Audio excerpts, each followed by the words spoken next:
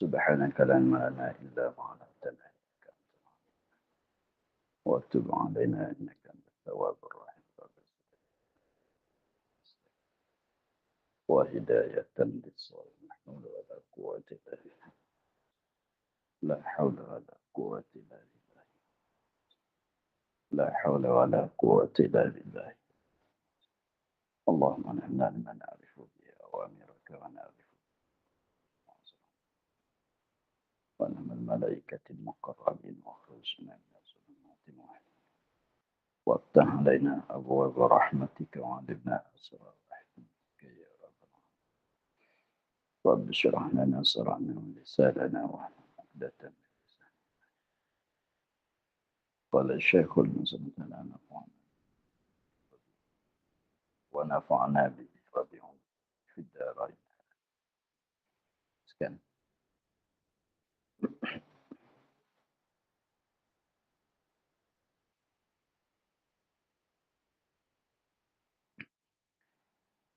Dan setengahnya mendahulukan rukun fi'li dengan sengaja. Dan demikian lagi meninggalkan satu rukunnya. Jikalau rukun yang pendek seperti tamakninah, jikalau pada sembahyang sunat sekalipun.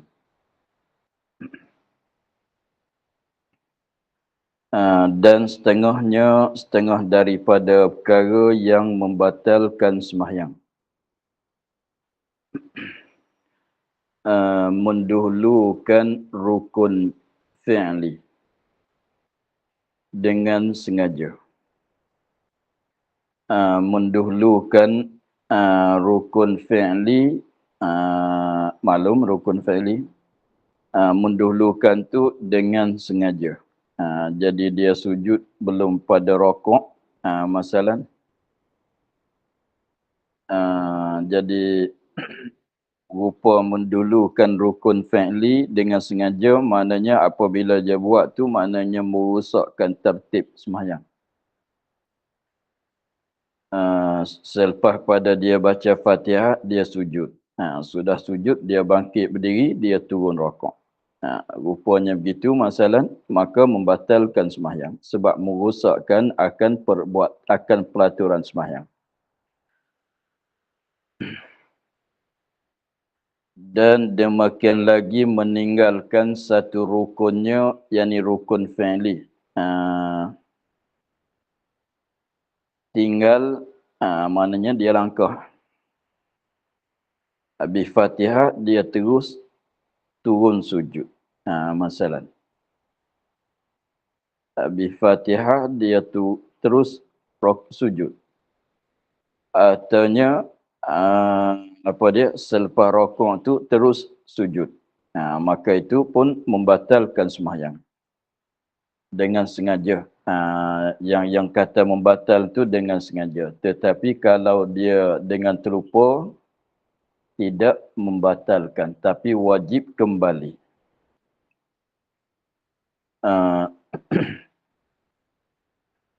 Seperti katanya ketika dia habis baca Fatihah, dia perasan kata dia dalam i'tidal. Lalu tu dia turun sujud. Terlupa katanya dia berdiri, saat ni berdiri Fatihah. Dia perasan kata dia berdiri i'tidal. Lalu tu dia turun sujud. Ketika dia turun sujud tu baru teringat kata salah. Maka wajib kembali kepada berdiri. Kalau tak kembali, batal. Begitu ya. Meninggalkan rukun fi'li, meninggalkan satu rukun fi'li, apakah kalau banyak daripada satu rukun, memanglah batal. Meninggalkan satu rukun fi'li, jikalau rukun yang pendek, jikalau rukun yang pendek, rukun fi'li yang dia tinggal dengan sengaja itu rukun yang pendek. Misal rukun yang pendek itu seperti tamakninah. Di atas kaul yang membilangkan tamak ninah tu satu rukun. Berlaku di atas kaul yang membilangkan tamak ninah tu satu rukun. Kalau tidaknya, dimaksud dengan rukun pendek ialah i'tidal dan duduk antara dua sujud. Walaupun rukun yang dia tinggal tu rukun yang pendek seperti tamak ninah, seperti i'tidal, seperti duduk antara dua sujud sekalipun. Batal sembahyang. Jikalau ni dan jikalau. Ada dan. Dan jikalau pada sembahyang sunat sekalipun. Maknanya dia tinggalkan rukun yang pendek tu walaupun jikalau sembahyang itu, jikalau ada ia pada sembahyang sunat sekalipun. Batal sembahyang. Dia ada satu kaul yang dhaif, ada satu kaul yang dhaif, bahwasanya i'tidal tu tidak wajib pada sembahyang sunat. Ada satu kaul yang dhaif bahwasanya i'tidal dan duduk antara dua sujud itu tidak wajib pada sembahyang sunat. Sembahyang fardu wajib. Maknanya mengikut diisi kaul dhaif tu, kalau i'tidal dan duduk antara dua sujud, i'tidal dan duduk antara dua sujud, sekiranya kalau sembahyang tu sembahyang fardu, maka wajib, mana jadi rukun. Tetapi kalau sembahyang sunat tu, i'tidal dan duduk antara dua sujud tu tak jadi rukun, bukan jadi sunat saja. Itu kaul dhaif. Itu kaul dhaif. Tetapi kaul mu'tamad, kaul sah dalam mazhab kitanya bahwasanya i'tidal dan duduk antara dua sujud walaupun sembahyang sunat sekalipun adalah rukun. Batal sembahyang dengan meninggalkan akan kedua-dua. Maknanya batal sembahyang dengan sebab tinggal i'tidal walaupun sembahyang sunat, batal sembahyang dengan sebab tinggal duduk antara dua sujud walaupun sembahyang sunat sekalipun. Itu maksud dia katanya, dan jikalau pada sembahyang sunat sekalipun.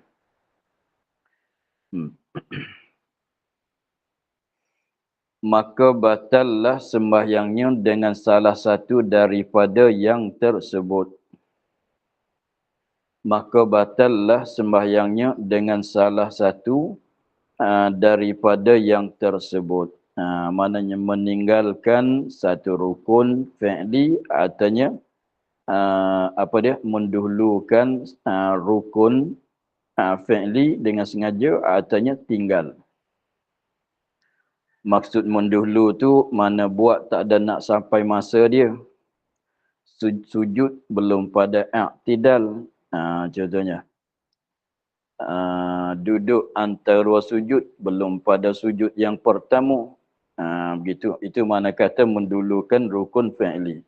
Berdiri sebelum pada sujud yang kedua. Meninggal tu maklumlah. Itu setengah daripada perkara yang membatalkan sembahyang. Dan setengah daripada perkara yang membatalkan sembahyang mengikut dengan orang yang tiada sah mengikut dengan dia. Mengikut dengan orang. Orang tu imam. Mengikut dengan orang, yakni dengan imam yang tiada sah mengikut dengan dia. Jadi imam tu, orang yang jadi imam tu orang yang kita tidak sah mengikut dia. Maknanya tak boleh ambil dia jadi imam. Sebab kufurnya, ni sebab bagi tiada sah mengikut.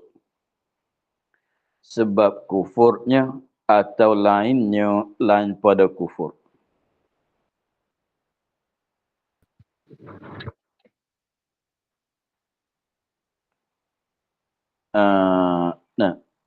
Jadi atau lainnya seperti mengikut akan orang perempuan. Nisbah bagi orang lelaki. Perempuan mengikut perempuan boleh, tetapi lelaki ikut imam yang khunsa, yang perempuan tidak boleh. Jadi masalahnya gini. Selepas pada ketika dia solat tu, dia tak tahu katanya imam dia tu orang kafir. Kita katanya ada orang kafir tu dia buat rupa Islam. Dia buat rupa zahir munafik masalah. Ada orang kafir, dia munafik, dia buat rupa Islam. Lepas tu belajar baca Quran, belajar fiqh, pandai lah dia. Jadi orang Islam duk panggil imam pada dia, panggil ustaz pada dia. Jadi setiap kali bawa semayang tu, dia lah jadi imam. Maka nyata-nyata pada suatu hari katanya dia bukan orang Islam, hanya dia orang kafir. Maka berapa kali kita orang Islam duk mengikut dia tu, semua semayang tu tidak sah.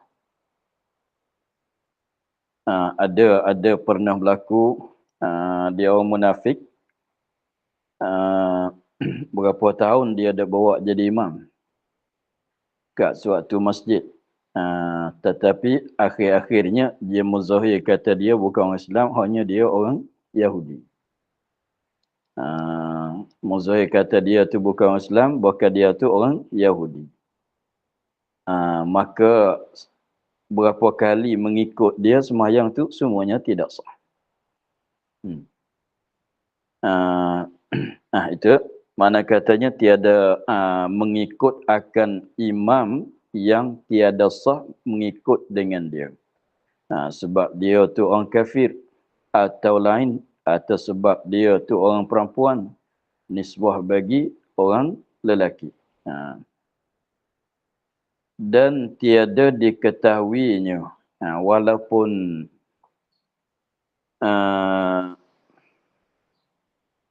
maksudnya dan tiada diketahui ni, walaupun makmum tu mengikut orang yang tidak sah mengikut sana itu, dia tak tahu kata orang tu orang kafir, dia tak tahu kata orang tu orang perempuan sekalipun. Jadi maknanya batal juga. Itu mana kata dan tiada ketahui, ini padahal makmum itu tidak tahu kata orang yang dia mengikut tu orang yang tidak sah mengikut, pun membatalkan juga. Seperti mengikut dengan dia kemudian daripada takbiratul ihram yang sahih.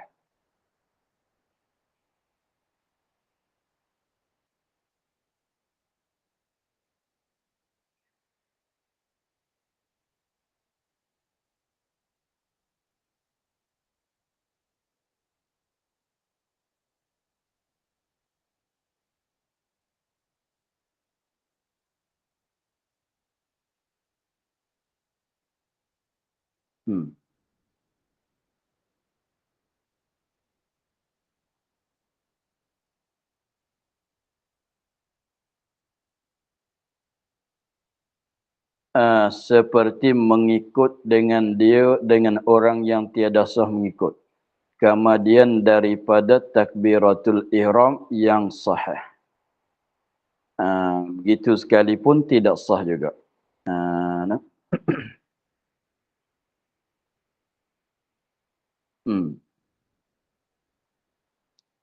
Seterusnya dan setengahnya. Jadi maksud sana itu seperti mengikut dengan dia, dengan orang yang tiada sah mengikut dengan dia tu, kemudian daripada takbiratul ihram yang sahih. Maknanya kalau fardunya, kalau orang tu orang yang sah mengikut, sahlah sembahyang makmum tu. Tetapi dengan sebab dia tu orang kafir, walaupun kita makmum mengikut dia selepas pada dia takbiratul ihram yang betul dah sekalipun, maka tidak sah juga. Begitu ya. Dan setengahnya mendapat ia akan kain di dalam sembahyang padahal kain itu jauh daripadanya. Bagi orang yang sembahyang bertelanjang.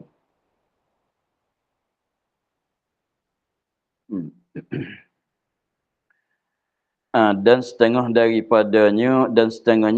daripada perkara yang membatalkan sembahyang. Mendapat ia akan kain.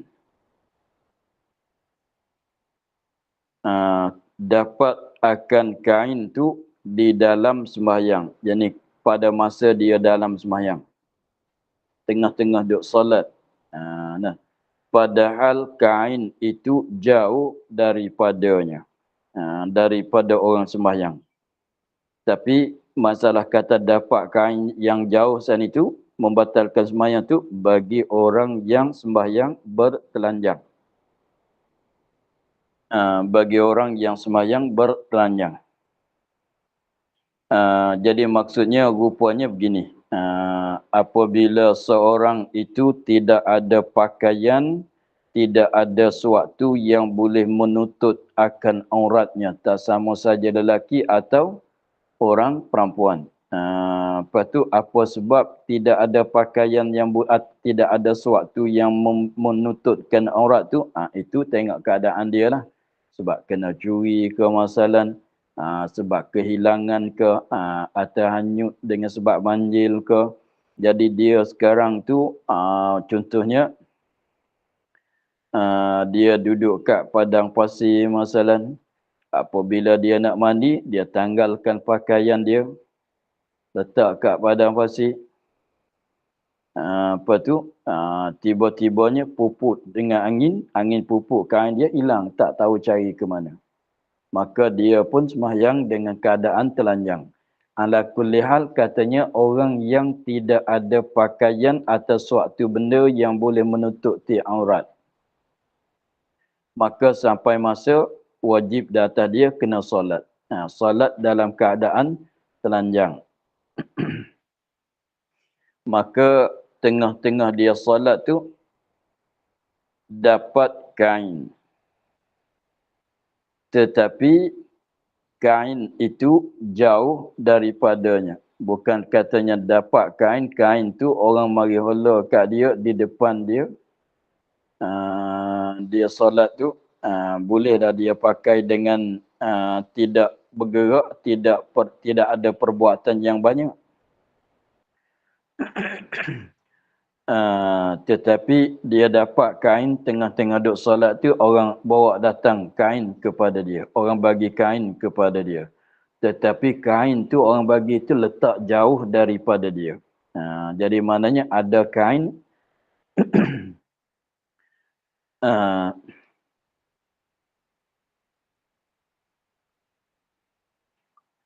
Jadi katanya apabila ada kain, tidak sahlah sembahyang dengan keadaan telanjang. Kalau tanya kenapa batal? Kenapa batal? Sebab begini.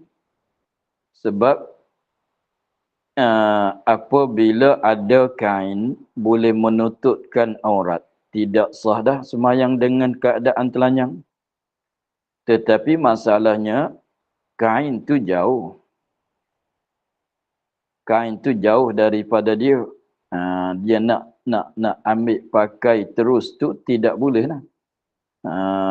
Kalau orang bagi kain pada dia tu padahalnya letak dekat dengan dia, boleh dah dia ambil pakai. Pada masa dia solat. Tetapi dengan sebab jauh, berajak kepada perbuatan yang banyak. Jadi orang tu bawa kain kepada dia tengah-tengah duduk solat. Orang tu bawa kain mari kat dia. Tapi orang yang bawa kain mari kat dia tu, dia tak tahu cara. Letak jauh dia kata, ni kain.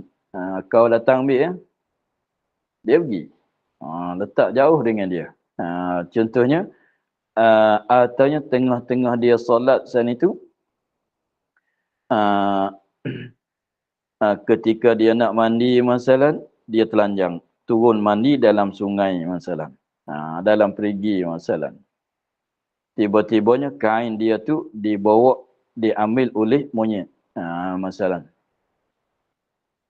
Jadi cari nak solat tu cari kain dia tak jumpa.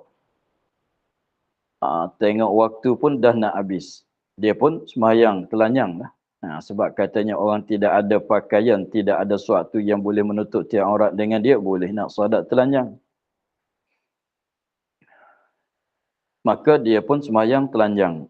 Tengah-tengah sembahyang telanjang tu, monyet bawa datang kain dia. Tapi jauh. Maka membatalkan sembahyang.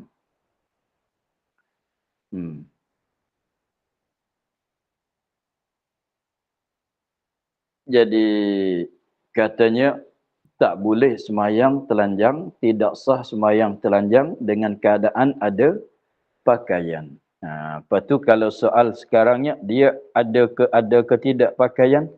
Ada. Tapi nak ambil pakai tak boleh sebab jauh. Lalu tu batal. Kalau nak bandingnya seperti orang yang tayamum dengan sebab ketiadaan air. Orang yang tayamum dengan sebab ketiadaan air. Maka tengah-tengah dia duduk salat itu, didapat akan air. Maka batal sembahyang dia. Maknanya dia kena berhenti sembahyang, lepas tu ambil air wuduk, ambil wuduk dengan air yang tersebut, mulai solat balik. Tu maknanya sebab tayamum tak jadi tayamum dengan sebab ada air. Sebab dia tayamum, alasan ilat sebab dia tayamum sebab apa? Sebab tidak ada air. Lepas tu sekarang dia dah ada air. Jadi tayamum tu tak berguna dah. Jadi batal lah sembahyang dengan tayamum tu. Sehingga katanya dia sembahyang dengan tayamum kerana tiadaan air. Tengah-tengah dia solat tu ada waham, ada perasan kata di sana kawasan dekat-dekat dengan dia tu ada air. Maka batal juga sembahyang. Mesti dia berhenti daripada solat, pergi tengok kepada tempat yang dia tawahum, dia perasan kata ada air. Kena pergi tengok. Itu pun batal sembahyang.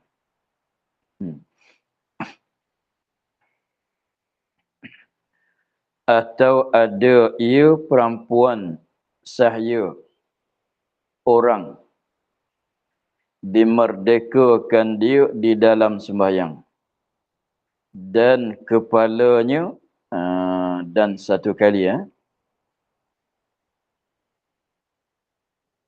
dan kepalanya terbuka, maka batallah sembahyang kedua surah itu. Surah orang sembahyang telanjang dan surah sahaya perempuan. Tengok. Atau ada ia orang sembahyang itu perempuan sahaya orang. Jadi dia ni hamba orang. Dia orang perempuan, dia hamba orang. Maka kita maklum apakah aurat sahaya perempuan dalam solat? Antara pusat dan lutut. Sama dengan orang lelaki. Jadi aurat hamba perempuan sama dengan aurat orang lelaki yang merdeka. Sama dengan orang lelaki ialah antara pusat dan lutut. Jadi maknanya dengan sebab aurat dia begitu, bukan seluruh badan malaikat muka dan dua tapak tangan seperti perempuan yang merdeka, bukanlah. Jadi maknanya ketika tu dia solat, dia tak pakai tudung lah. Sebab tak wajib dia tutup kepala. Dia tak pakai tudung, dia solat, dia tak pakai tudung. Hanya pakai baju dan kain saja. Tengah-tengah dia duduk solat tu, dia dapat merdeka. Penghulu dia, tuan dia, memerdekakan dia ketika dia tengah-tengah solat, padahal kepala tu tak ditutup. Tak pakai tudung lah. Maka jadi batal sembahyang. Sebab apabila dia dapat merdeka, jadi orang merdeka. Apabila jadi merdeka, kepala wajib tutup di dalam sembahyang. Maka batal. Maka kena sembahyang balik lah. Jadi maknanya semayang tu batal, lepas tu ambil kain tudung, pakailah tutup kepala apa semua yang wajib tutup tu. Ulang balik lah. Begitu juga orang telanjang saat itu batal semayang, maknanya berhenti semayang sebab batal, ambil pakaian tu pakai solat balik. Maka batallah sembahyang keduanya. Siapa? Orang yang bertelanjang, orang yang sembahyang bertelanjang dan saya perempuan yang tersebut sini. Sebab ketiadaan syarat serta kuasa. Jadi batal pasal apa? Sebab ketiadaan syarat. Apa dia? Menutup aurat. Padahal serta kuasa atas menghasilkan dia kan syarat. Jadi maknanya ketika dia dapat syarat, ketika dia dapat kain, orang telanjang tadi. Ketika dia dapat kain tu maknanya ketika tu syarat menutup aurat tidak ada kat dia kan. Sebab dia sembahyang telanjang.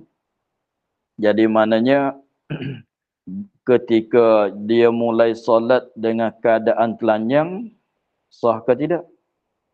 Ketika tu sah sebab tidak ada, tak kuasa nak cari benda yang menutup tiap aurat.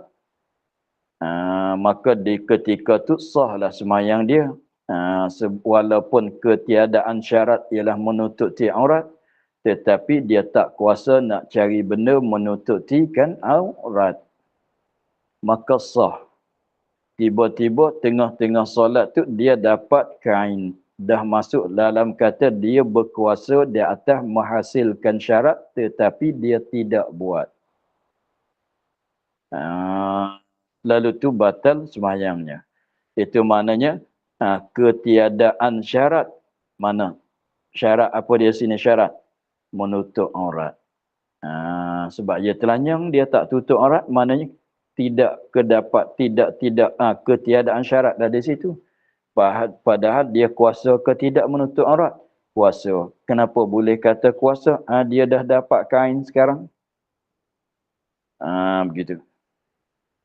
Kuasa ia atas menghasilkan dia kan syarat. Kuasa ia atas menghasilkan dia kan syarat. Lepas tu kalau kata dia nak pakai tak boleh jauh, tak kiranya begitu. Kita tak kiranya begitu. Kira kata ada kain tu mana kata dia kuasa di atas menghasilkan kain. Tetapi dengan sebab jauh, kalau nak berjalan pergi kepada kain tu berbawa kepada banyak perbuatan pula. Begitu ya. Maksud kata serta kuasa, bukan kuasa pakai, kuasa untuk menghasilkan kain. Bahkan sekarang dia dah dapat kain. Cuma jauh nak pakai susah tu. Begitu. Dan demikian lagi memanjangkan rukun yang pendek dengan sengaja. Dan demikian lagi seperti seperti mendapat ia akan kain tadi. Setengah daripada perkara yang membatalkan sembahyang juga. Memanjangkan rukun yang pendek. Rukun yang pendek tu apa dia? Rokok, i'tidal, duduk antara dua sujud. I'tidal dan duduk antara dua sujud. Sebab tujuan asalnya disuruh kita i'tidal supaya mencerai di antara rokok dan sujud. Sebab disuruhkan kita duduk antara dua sujud tu supaya jadi dua kali, supaya hasil dua kali sujud. Lalu tu dikatakan i'tidal dan duduk antara dua sujud tu ialah rukun yang panjang. Sebab tu ayat tu kata ya ayyuhallazina amanu irka'u wasjudu. Tak sebut pun i'tidal, tak sebut pun Duduk antara dua sujud, irka'u suruh rakaat, wasjudu suruh sujud. I'tidal tak sebut, duduk tak sebut. Itu nak isyarat katanya i'tidal dan sujud itu adalah rukun yang pendek. Rukun yang pendek itu maknanya singkat, maknanya tak boleh nak memanjangkan. Maka sekiranya memanjangkan lamu. Maksud panjang tu lamu. Lamu dalam i'tidal, lamu dalam duduk dengan sengaja, itu dah membatalkan sembahyang. Tapi kira katanya memanjang lebih daripada qadar bacaan yang disuruh baca. Walaupun sunat. Lepas tu dalam i'tidal tu adalah bacaan dia tu. Yang tambahan daripada doa yang kita selalu baca.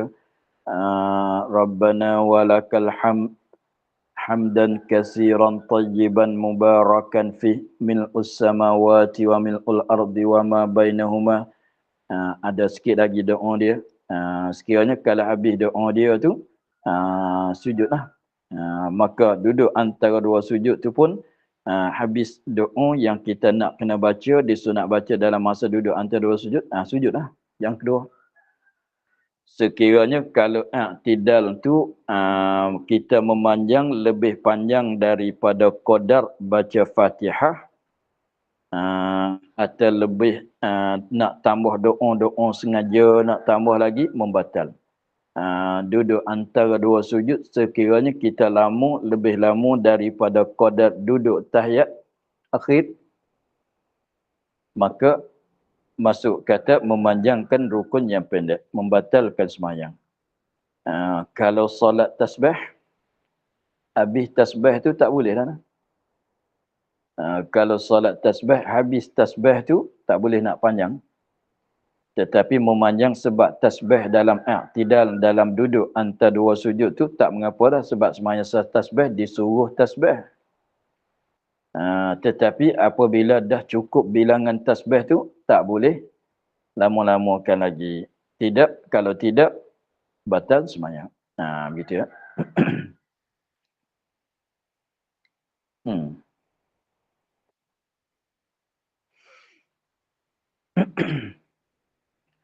Tatimmatun. Tatimmatun ni maknanya ini suatu kesempurnaan. Ini suatu perkara yang mensempurnakan masalah-masalah. Bagi ini bab. Kita bicara bab apa dia? Bab kita tengok muka surat 135.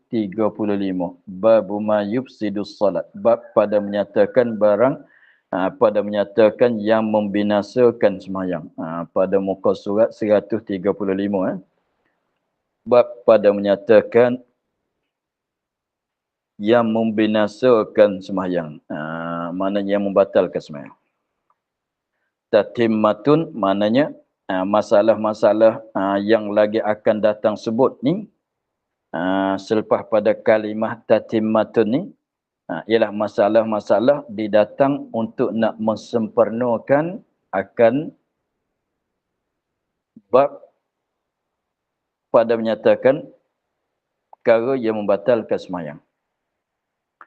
Jadi maknanya masalah-masalah yang lagi akan datang disebut. Ini sunat bagi orang yang sembahyang itu mengambil seterah. Itu kan? Ini masalah-masalah didatangkan untuk nak mensempurnakan akan bab kita ini. Itu dia panggil kata tatimmah. Kesempurnaan. Kesempurnaan mana suatu masalah-masalah didatang untuk nak mensempurnakan akan ini bab. Begitu ya. Katanya sunat bagi orang yang sembahyang itu mengambil satrah. Tak. Salah. Mengambil sutrah. Sutrah. Sutrah. Sunat bagi orang yang sembahyang itu mengambil sutrah Maknanya tak tak ada nak dia mana ambil, maknanya bagi ada seterah. Apabila kita nak solat, sunatnya bagi ada seterah.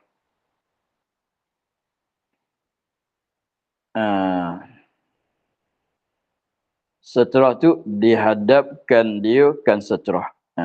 Jadi maknanya apabila kita nak solat, sunat kita bagi ada seterah supaya kita menghadap kat dia. Lepas tu seterah tu macam mana? Seperti umpama jidar, dinding.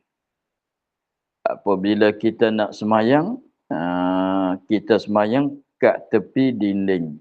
Atas kosat katanya dinding itulah seterah kita. Gitu.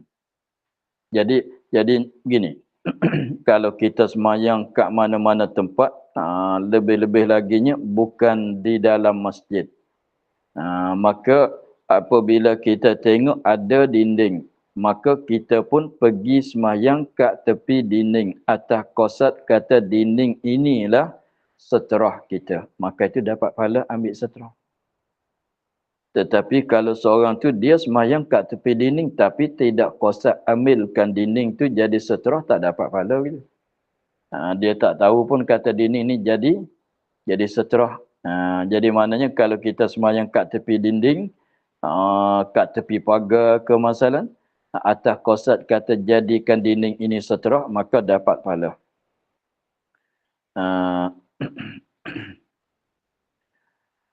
Atau tiang, kat sebelah tiang kita semayang, maka tiang tu boleh dijadikan seterah. Atau barang sebagainya sebagai tiang. Kita ada tungkat masalah. Apabila nak solat, cocok tungkat tu atas tanah. Jadi macam tiang kan. Atau pokok-pokok. Begitu. Maka jika tiada diperoleh akan salah suatu daripada yang tersebut. Sekiranya kita berada di suatu tempat, tiada diperoleh akan salah suatu daripada yang tersebut, daripada apa dia suatu yang tersebut, dinding, tiang dan sebagainya, tidak ada. Tidak ada. Maka menghadapkan ia kepada tungkat yang didirikan dia.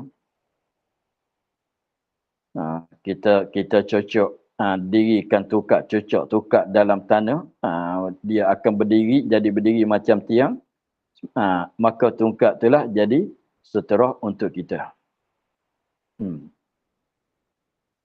Atau mata benda, barang-barang yang kita bawa beg, itu boleh jadilah tu.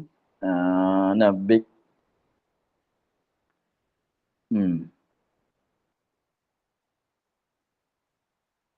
Kalau tak ada tiang, tak ada tungkat, tak ada dinding, beg pun jadi. Barang-barang yang kita beli ni,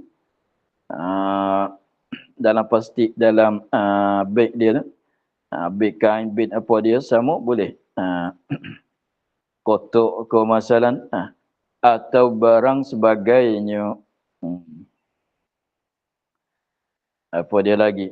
Ambil gating kayu pun boleh. Daun kelapa pun boleh cocok. Dan jikalau tiada diperoleh, benda-benda ni tidak ada, tiang tidak ada, dinding tidak ada, tungkat-tungkat pun tidak ada, gating kayu pun tidak ada, apa dia lagi?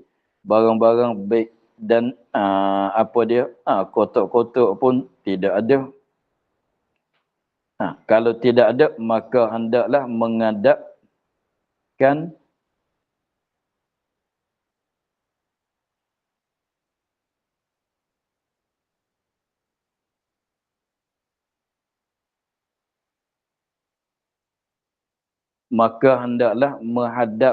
musalla seperti sejadah dan tikar dan sebagainya.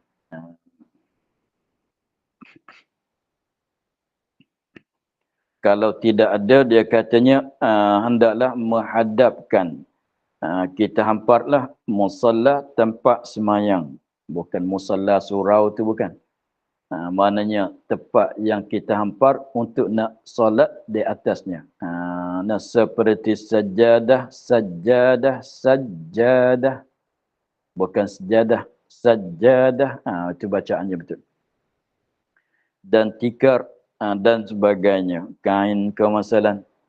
Dan jika diperoleh jenis tikar, sejadah, kain nak buat hampar tu tidak ada pula.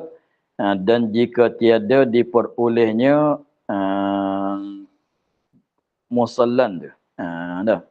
Musallan. Dan jika tiada diperolehnya seorang, demikian itu musallah. Begitu ya. Maka hendaklah ia menghadap kepada guris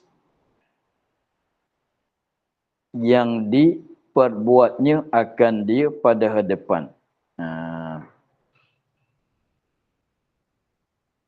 Jadi kalau tidak ada benda yang nak boleh buat hampar, maka dia menghadapkan kepada guris. Dia buat garisan. Dia buat garisan-garisan yang diperbuatnya. Akan gurisan. Pada hadapannya dengan diguris bujur daripada kaki kanan atau kaki kiri kepada pihak kiblat qadar 3 hasta. Jadi maknanya dia buat garisan, jadi mulai daripada kaki dia naik ke atas sampai 3 hasta. Kaki kiri, sebelah kiri pun boleh, sebelah kanan pun boleh. Jadi maknanya bukan garis di depan. Garis mulai daripada kaki dia. Dia garis naik 3 hasta lebih kurang itulah. 1 meter. Mana 3 hasta, 3 foot. 1 foot tu apa dia? 30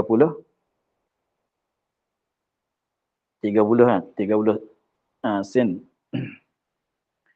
Maknanya lebih kurang 90 itulah. 90 cm. Itu 3 hasta.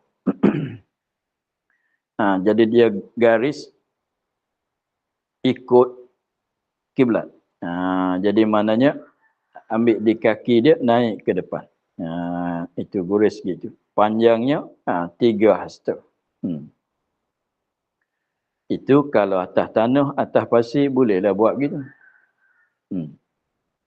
Dan hasil sunat dengan guris.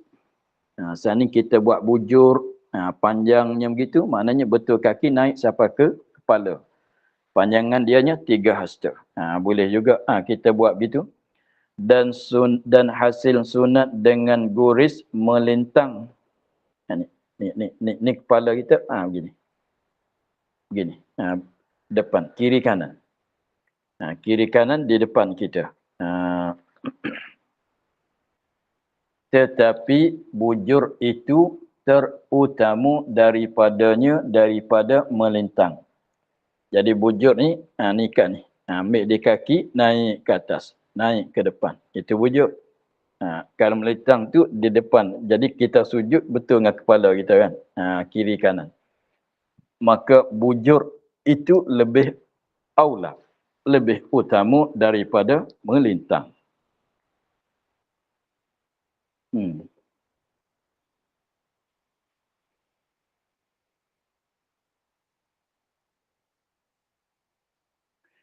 Katanya inilah 4 martabah daripada sutrah yang disunatkan bagi musalla, bagi musalli atas tertib. Bagi musalli orang semayang. Ini musalli. Yang tadi itu musalla, tempat kita berdiri semayang.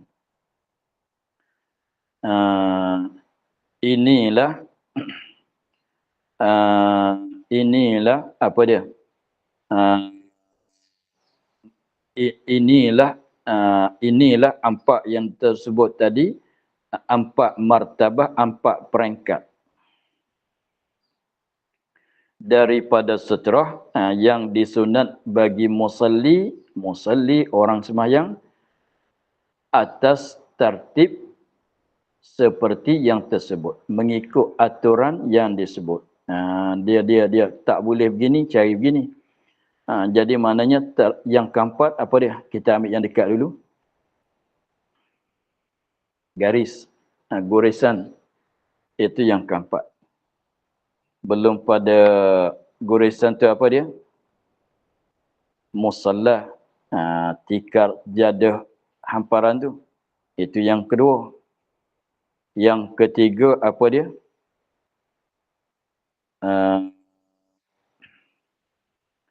Benda-benda, barang-barang, mata benda. Lepas tu yang nombor satunya dinding tiang. Jadi begini. Peringkat yang pertama kalau ada dinding atau tiang, ambil yang tu dulu. Itu peringkat yang pertama. Dinding, jidar atau tiang. Itu satu. Jidar atau tiang, itu satu. Jidar, dinding atau tiang dan sebagainya, itu satu. Itu peringkat satu. Kalau tak ada yang tu, tengok yang kedua. Apa dia? Atau mata benda, mata benda, kemasalan kan. Kotak-kotak kemasalan, artinya batang kayu sebatang ke atau batu kemasalan. Itu mata benda. Kursi kemasalan, itu yang kedua, mata benda. Kita ambil kursi letak di depan, artinya rihal. Letak rihal di depan, itu masuk kata mata benda semua tu. Kalau kita semayang kat tepi pantai tu, tak ada apa benda, kita ambil batu. Kalau ada kat tepi pantai tu batu-batu. Begitu. Itu peringkat yang kedua, mata benda. Tapi mata benda ni bukan harta, tak mesti harta lah. Beg, artinya tunggul kayu kemasalan, tunggul pokok-pokok kemasalan. Artinya batu kemasalan atau kursi meja kemasalan atau beg dan sebagainya. Begitu. Itu yang kedua. Yang ketiganya musallah. Musallah. Musallah ni jaga tu bukan kata surau tu. Ni tempat kita berdiri sembahyang. Jadah dan tikar dan sebagainya. Itu peringkat yang ketiga. Itu peringkat yang ketiga, musallah. Sejadah, kita hafal sejadah, semayang atas dia kan. Yang ketiga, yang keempatnya, gorisan. Gorisan bujur, mulai kaki naik ke kepala, artinya buat lintang kiri kanan, atas pada kepala. Tapi bujur tu lebih aulah. Itu yang keempat.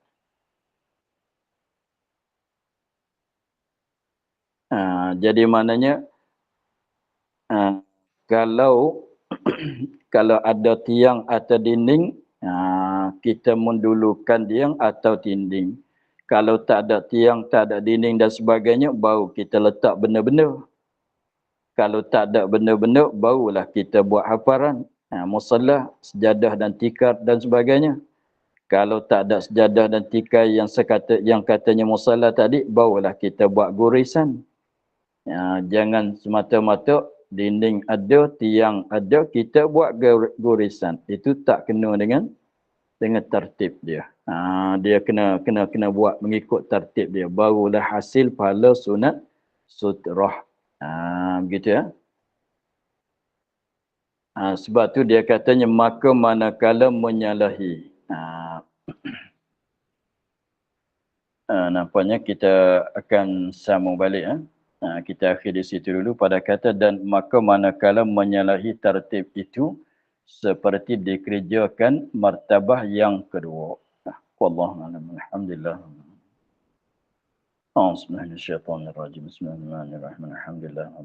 Wassalatu wassalamu ala asyrafil anbiya'i wal mursalin wa ala alihi wa sahbihi ajma'in. Allahumma iftah lana futuhal arifin ونور قلوبنا من نورك الكريم واجعل عملنا خالصة لوجهك الكريم اللهم إنا نستودعك ما قرأناه وما حفظناه وما سمعناه فردد علينا واقتحت سبحان ربك رب العزة عما يصفون وسلام على المرسلين